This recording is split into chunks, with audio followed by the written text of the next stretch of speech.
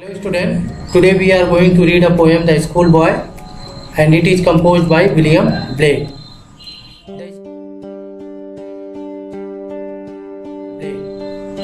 The school boy in the poem is not a happy child. What make him unhappy? Why does he compare himself to a bird that lives in a cage or a plant that withers when it should blossom? इस poem में एक बच्चा है जो कि खुश नहीं है। क्या उसे कौन सी चीज़ उसे दुख पहुंचाती है या दुखी बनाती है?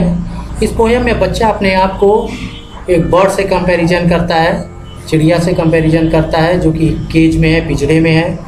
प्लांट से कंपैरिजन करता है जो सूख गया है, मुरझाया हुआ है, जबकि उसे खिला हुआ होना चाहिए।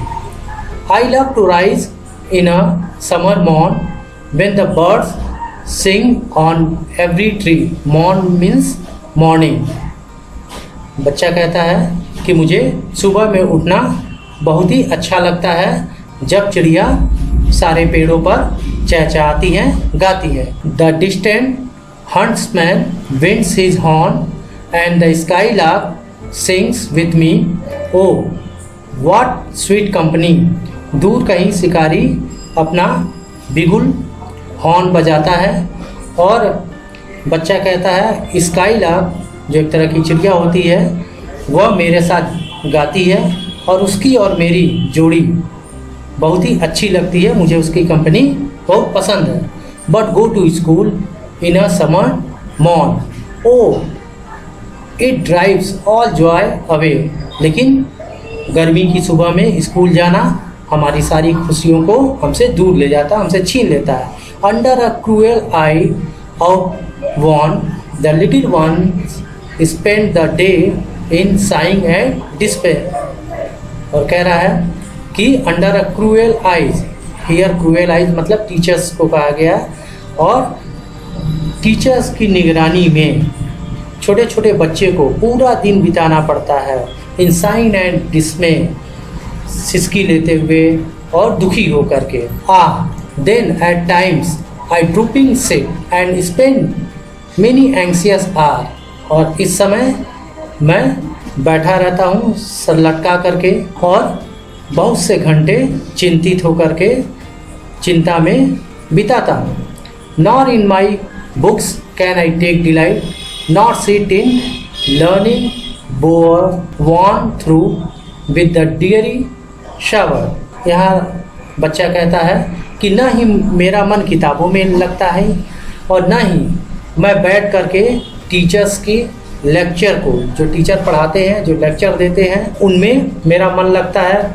मैं उनको सीख नहीं पाता हूँ और वो सब मुझे एक नीरस बारिश के जैसे दिखते हैं, लगते हैं। How can the bird that is born for joy sit in a cage and sing. एक चिड़िया जो खुशी के लिए, आनंद के लिए पैदा हुई है और जिसको पिंजरे में बंद कर दिया जाए, अगर वो पिंजरे में है तो कैसे गा सकती है। How can a child when fears annoy but droop his tender wings and forget his youthful spring. और एक बच्चा जो कि डरा हुआ है, चिढ़ा हुआ है, क्रोधित है, वो कैसे खुश रह सकता है। बच्चा जो है वो बाहर जाना चाहता है, क्लासरूम के बाहर जाना चाहता है और नेचर के बीच में रहना चाहता है, एंजॉय करना चाहता है। यहाँ बच्चा अपने आप को एक बर्ड से कंपैरिजन करता है। But droop his tender wings, वो एक चिड़िया है कि जो कि अपना कोमल पंख को गिराए हुए है और अपने यूथफुल, युवा अवस्था के स्प्रिंग सीजन को भूल गया है। O father and mother, if birds are nipped and blossom blown away. O father and mother, अगर कलियों को खिलने से पहले ही उसको कुचल दिया जाए, तोड़ दिया जाए, तो बहारें कैसे आएंगी? बहार नहीं आएंगी, फूल नहीं खिलेंगे।